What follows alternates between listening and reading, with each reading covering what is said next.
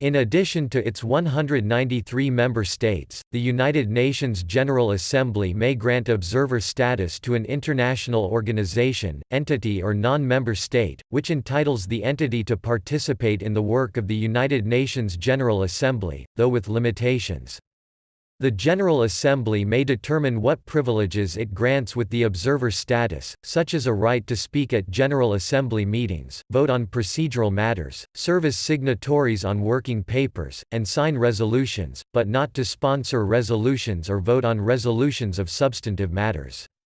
Exceptionally, the EU was granted in 2011 the right to speak in debates, to submit proposals and amendments, the right of reply, to raise points of order and to circulate documents, etc.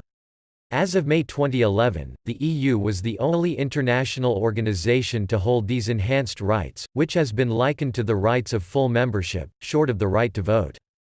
Observer status may be granted by a United Nations General Assembly resolution.